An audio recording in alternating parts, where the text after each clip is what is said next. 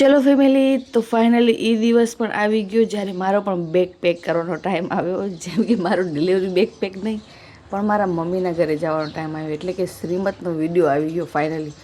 તમારા બધાની બહુ ઈચ્છા હતી કે દિયા તું શ્રીમતનો વિડીયો અપલોડ કર પ્લીઝ. તો હા, મેં તમારા બધા માટે સારી એવી ક્લિપ લીધી છે.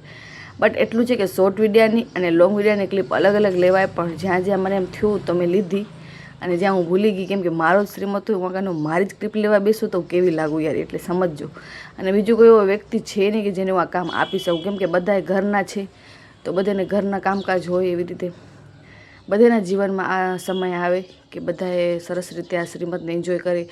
મેં પણ આ 6 વર્ષથી એ વાતની વાટ જોઈ હતી મનમાં ને મનમાં, કે ક્યારે મારો પણ એ સમય આવશે જ્યારે મારો પણ આપણે કહેવાય ને લેડીઝની ગુજરાતીની ભાષામાં કે ખોરો ભરાશે, તો હું પણ બધા સરખી થઈ જઈશ, બધી લેડીઝ સરખી થઈ જઈશ.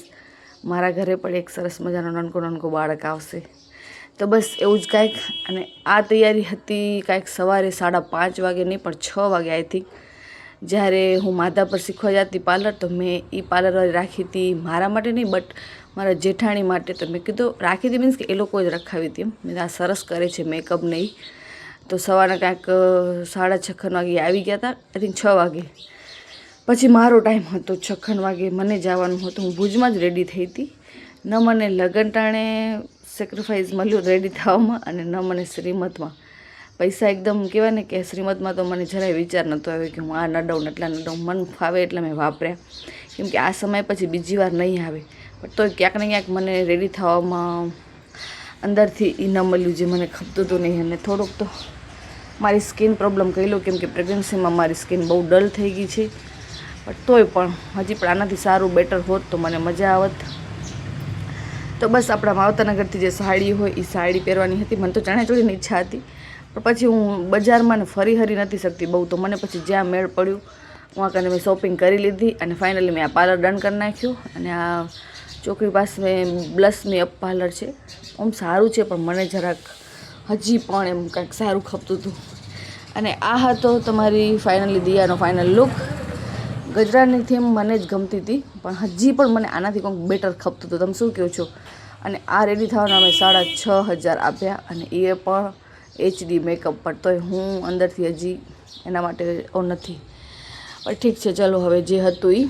પછી આ અમે રેડી થઈને નીકળી ગયા છીએ. હવે તમે કહેશો આ કોણ છે? તો આ મારા ફોટોગ્રાફર પણ છે, ફ્રેન્ડ પણ છે, દેર પણ છે. અને જ્યાં અમે બધાએ હરિદ્વાર ગયા હતા ફરવા માટે, એ અમારા સાથે જ હતા.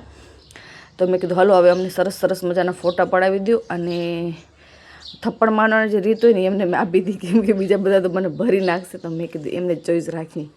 પછી એક સરસ મજાનો બગીચો હતો, સરસ બાગ કેવું કાંઈક. તો વાંકાને અમે નાનકી એવી ટિકિટ લીધી. અને બધાએ ફોટોગ્રાફી માટે કલાકનો અમને ટાઈમ મળ્યો હતો. તો મેં હલો ફોટા પણ પડાવી લઈએ.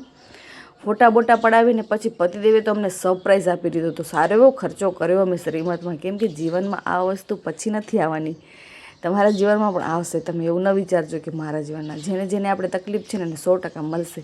તો જો કેવું સરસ મજાનું કાનાનું, મહાદેવનું અને માતૃતાના સુખનું જે મને આનંદ મળ્યો છે અહીંયા આગળ. તો બસ ખાલી એટલો ફરક હતો કે આંખમાં પાણી નથી આવ્યા. બાકી બહુ જ મસ્ત ડેકોરેશન હતું. ખર્ચો એટલે આઈ થિંક 25,000 થી 26,000 પતિદેવ કહેતા હતા આ બધું ડેકોરેશનનું. આના સાથે ચેરને આવી ગઈ. તમે કહેશો દિયા પૈસા પર તું કહી દઈશ? તો હા યાર, હવે એમાં શું છે, તમારી સાથે શેર કરું છું તો બધું એ પણ. તો કાંઈક એવું હતું. અને બધું થઈને અમને ઘણો મોંઘો તો પડ્યો બધો, પણ તો એકવાર છે ને જીવનમાં બધું કરશું ને સારું. તો હું પણ હવે પહેલાં તો હું ના કરી દીધી મારો શ્રીમતના છે ને ડેકોરેશનમાં, કે પછી બીજા ખર્ચામાં, કે જમણવારમાં.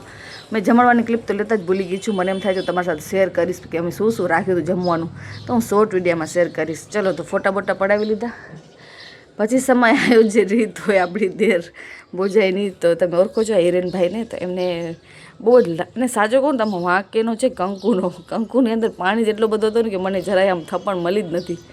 પણ ઠીક છે, હું બચી ગઈ. મારો 6,500નો મેકઅપ બચી ગયો, પણ તોય મેકઅપ નહોતો બચ્યો, બધું નીકળવા જ માંડ્યો હતો. એટલી સ્કિન મારી ખરાબ થઈ ગઈ હમણાં. હા, હું હવે મમ્મીના ઘરે આવી ગઈ છું ને, તો થોડોક ફરક છે મારામાં. પણ ઉમાં કારણે તો બહુ ખતરનાક, કેમ કે ગરમી થોડીક એક્ટિવ રહેતી અહીંયા. અને ફરક એટલો છે કે હું એક્ટિવ નથી થોડીક મમ્મીના ઘરે. પણ હવે હું ધીમે થાઉં છું. અને પછી અમારા બધે માટે છે ને, મીન્સ મારા માટે પતિદેવે આ બધું ગોઠવ્યું હતું. તો તમે કહેશો કે દિયા આ શું છે? જો વોઇસ ઓવર મને કરવામાં એટલે કંટાળો થાય ને મારા વિડીયોઝ એટલે ના હાલે કે મને કોપીરાઇટ્સ આવી જાય છે.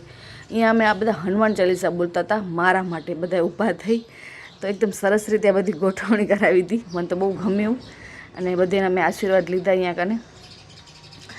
અને ડેકોરેશન તમને બધાને કેવું લાગ્યું, શ્રીમતનો મારો લુક કેવો લાગ્યો, પતિદેવને તમને આ બધું સરપ્રાઈઝ કેવું લાગ્યું, બધું તમે મને કમેન્ટમાં પ્લીઝ જણાવજો. પછી વરી પાછા તમે બધા મને કમેન્ટ કરશો અને હું એક સરસ મજાનો વિડીયોઝ બનાવીશ તમારા જવાબ Q&A વિડીયો.